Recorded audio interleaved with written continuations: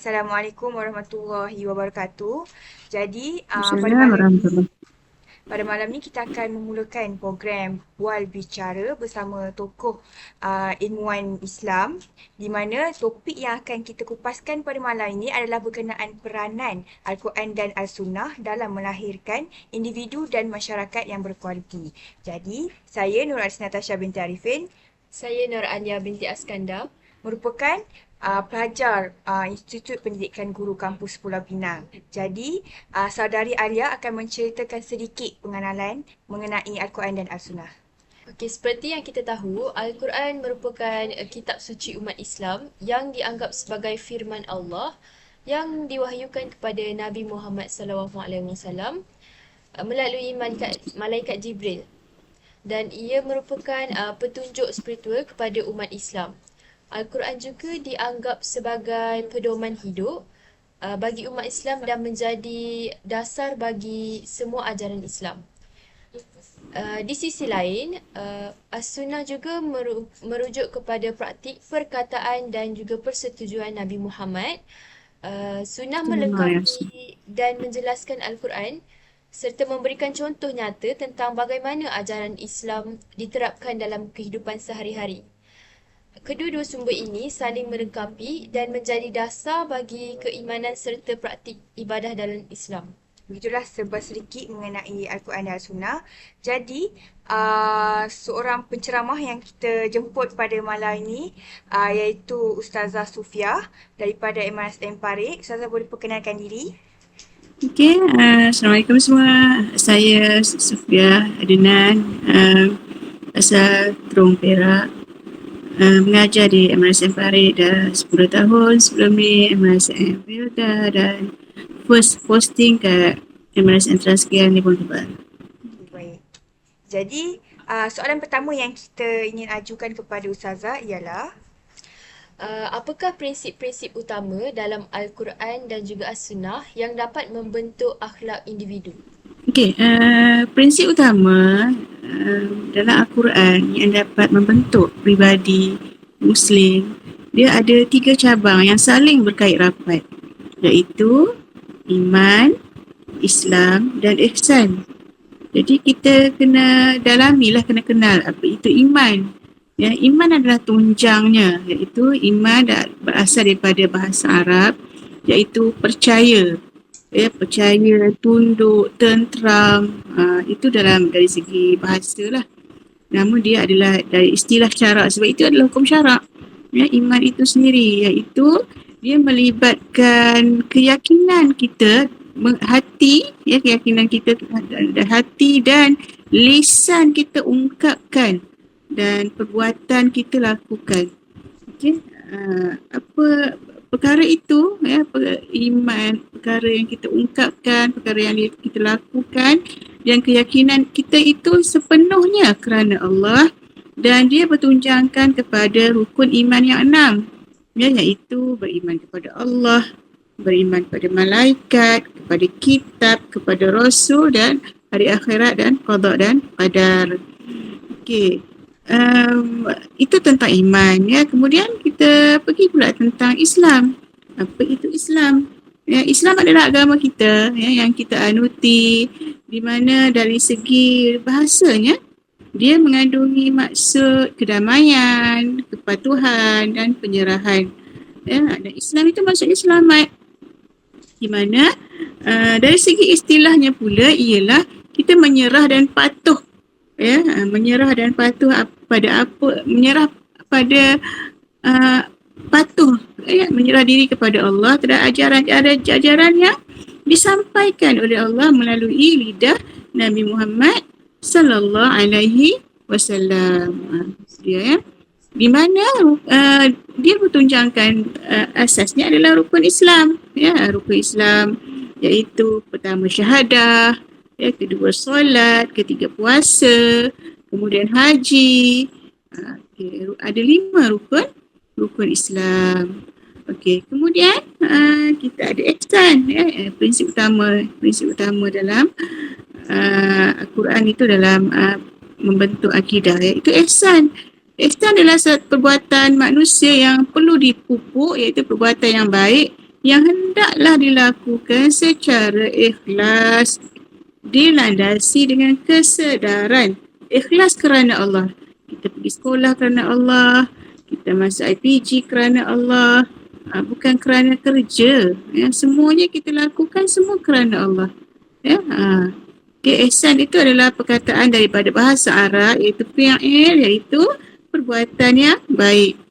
Okey, itu serba ringkaslah, ya, serba sedikit tentang prinsip uh, prinsip yang terdapat dalam Al-Quran yang mendasari akhlak itu sendiri, iaitu Islam, iman dan ihsan.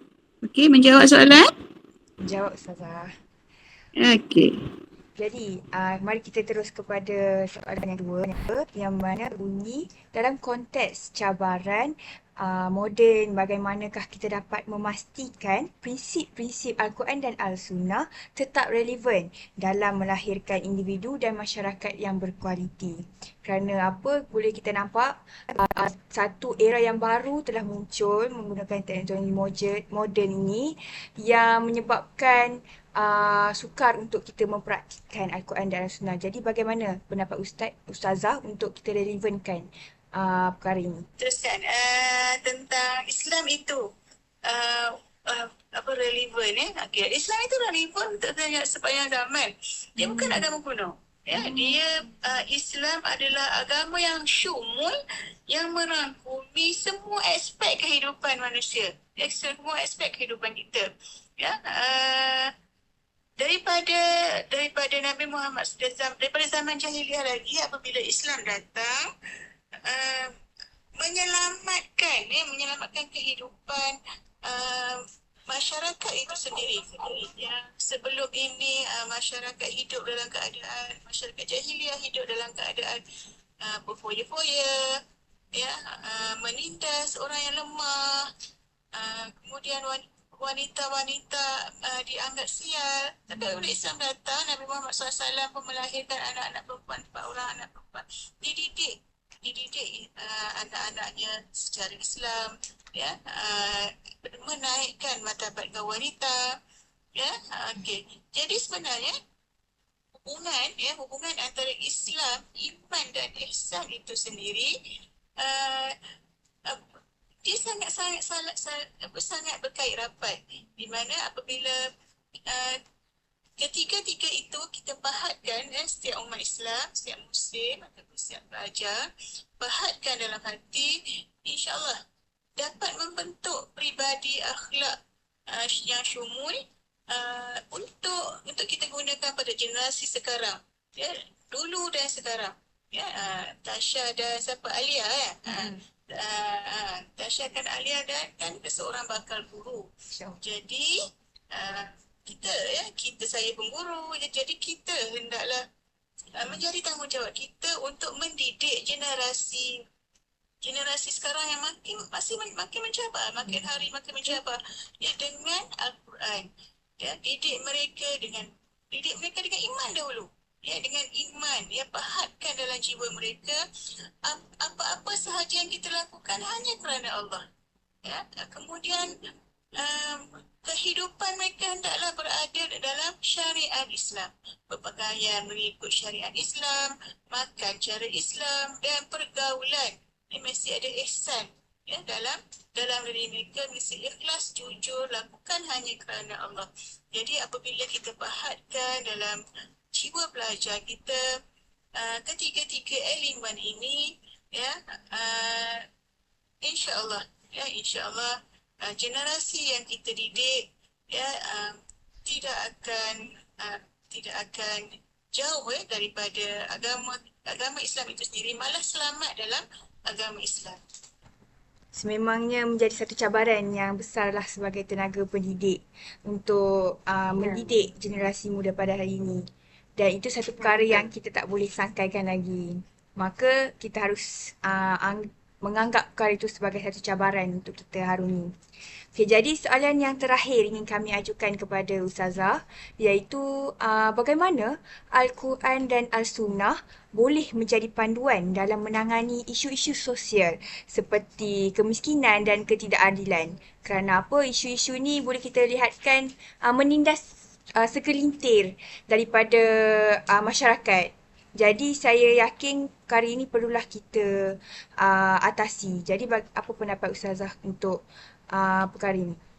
Okey, Al-Quran dan Sunnah dijadikan contoh ikutan, ya, contoh ikutan untuk seluruh umat. Ya, Nabi Muhammad sallallahu alaihi wasallam, saya bacakan, ya.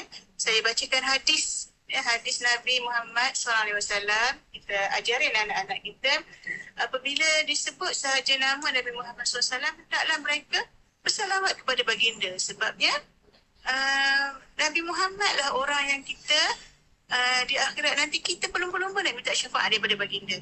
Ya, jadi supaya hidup dalam jiwa mereka itu role model Nabi Muhammad itu sendiri. Okay, hadis daripada saya di Tina Aisyah radhiyallahu an, disampaikan, ya, daripada Nabi Muhammad SAW. Saya terjemahkan, ya, maksudnya terjemahannya. Aku telah datang berjumpa dengan Aisyah dan aku berkata beritahu aku tentang akhlak Rasulullah SAW. Katanya adalah akhlak Rasulullah SAW itu Al-Quran. Jadi Al-Quran ni akhlak Nabi Muhammad. Kalau kita nak lihat Al-Quran itu, kita lihat, ya, kita lihat Nabi Muhammad itu sendiri. Ya, Nabi Muhammad dengan bagaimana cara pergaulannya, ya, dengan keluarga, dengan sahabat handai, bagaimana cara kehidupan Nabi Muhammad SAW, ya, hidup dalam keadaan bersederhana. Kalau kita nak tahu bagaimana Nabi Muhammad itu adalah Al-Quran. Apa yang terkandung dalam Al-Quran itulah yang diadaptasikan dalam pada diri Nabi Muhammad SAW. Itu tentang sunnah. Ya, kita lihat pula tentang Al-Quran, firman Allah SWT dalam surah Al-Ahzab ayat 21. Saya bacakan maksudnya, ya. Demi sesungguhnya adalah bagi kamu pada diri Rasulullah SAW itu contoh ikutan yang baik. Ini ayat Al-Quran, ya. Jadi kalau ayat Al-Quran ini adalah perintah Allah.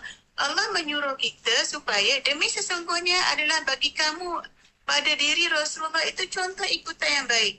Jadi perintah Allah menyuruh kita supaya menjadikan Nabi Muhammad SAW itu sebagai contoh ikutan, ya, yang baik. Iaitu bagi orang yang sentiasa mengharapkan keredaan Allah. Kita, ya, dalam berkerjaya, dalam belajar, dalam menuntut ilmu, kita hendaklah kalau kita nak mendapatkan keredaan Allah, kita hendaklah mengikut Nabi Muhammad SAW. Ini maksud daripada surah Al-Ahzab ayat 21. Ya, di mana saya sambungnya, iaitu bagi orang yang sentiasa mengharapkan keredaan Allah dan balasan baik di akhirat, serta ia pula menyebut peringati Allah sebanyak-banyaknya pada masa senang dan susah. Ini Allah mengajar kita. Sentiasa kita mengingati Allah, sentiasa kita berzikrullah. Jadi Tasha, Alia, ajar anak-anak murid kita dalam keadaan kita senang, dalam keadaan kita susah, ajar anak-anak murid kita untuk sentiasa mengingati Allah. Apabila di dalam hati mereka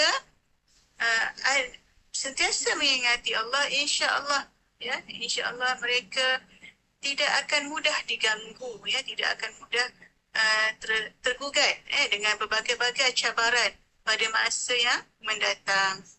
Okey, jadi itulah, ya, tentang Al-Quran, ya, tentang Al-Quran dan hadis yang apabila kita berpegang dengan Al-Quran dan hadis, dia akan membentuk personality, ya, penampilan, komunikasi, tingkah laku dan emosi seseorang.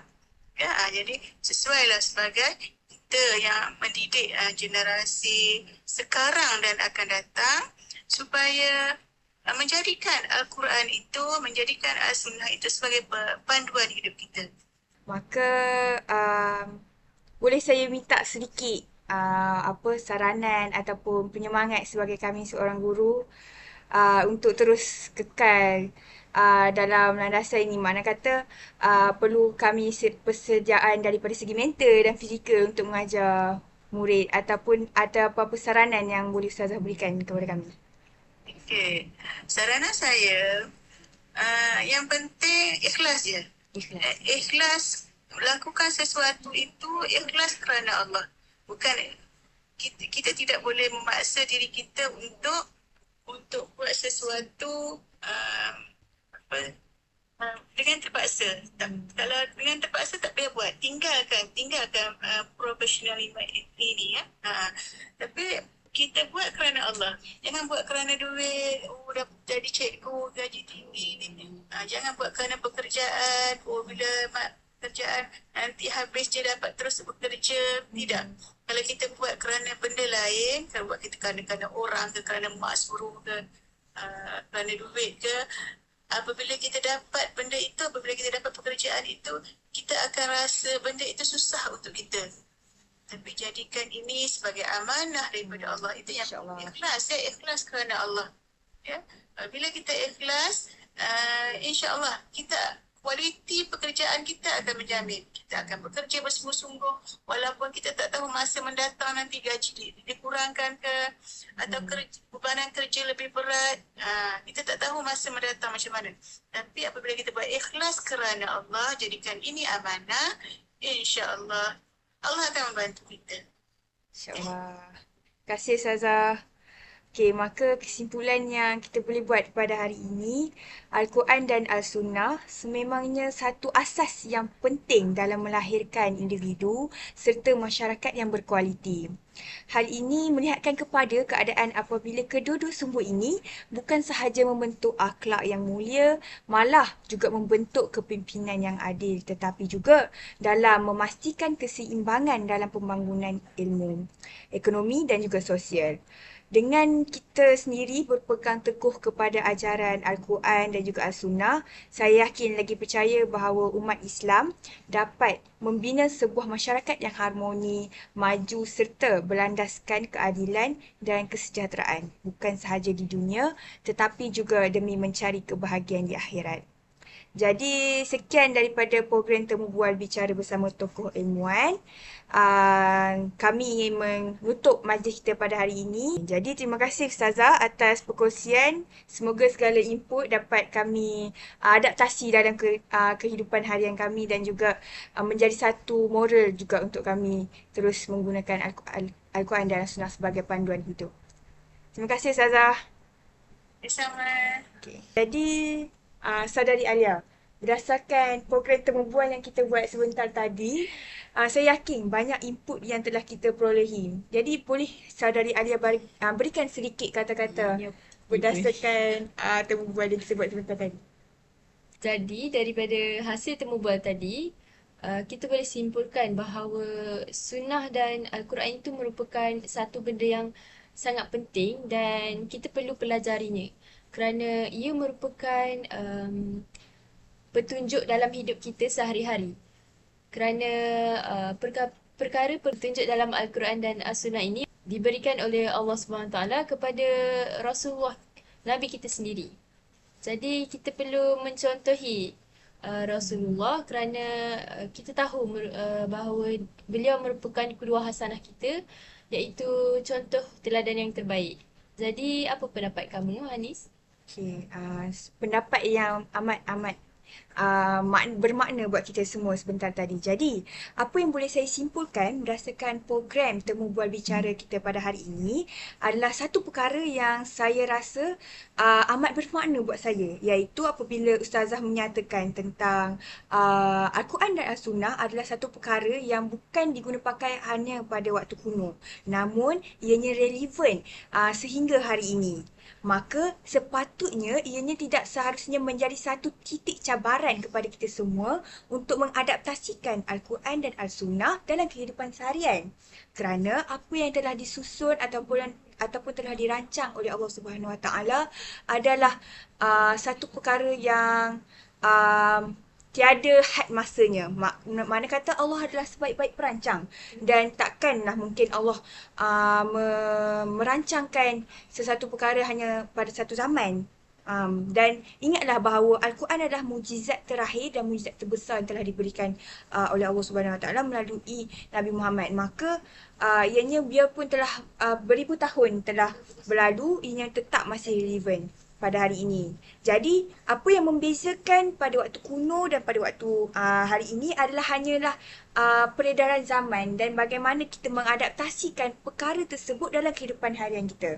Makna kata pada hari ini, cara kita sendiri untuk menggunakannya bukan lagi tentang isi ataupun perkara yang terkandung dalam Al-Quran dan Al-Sunnah. Sebagai contoh, kita boleh menggunakan media sosial sebagai satu platform untuk kita merelevankan penggunaan Al-Quran dan Al-Sunnah ataupun sebagai satu platform untuk kita membuat penyebaran tentang kepentingan ataupun peranan Al-Quran dan Al-Sunnah kerana ianya satu pendekatan yang baik.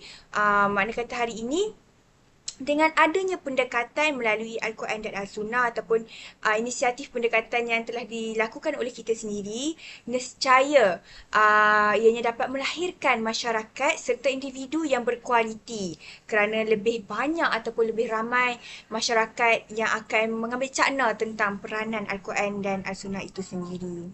Maka dengan ini tamatlah perbualan ataupun program bual bicara kita bersama tokoh ilmuwan Islam pada hari ini. Jadi sekian daripada saya, Nur Alisna Tasha binti Arifin, Saya Nur Alia binti Askandar. menutup program bual bicara kita. Terima kasih. Terima kasih.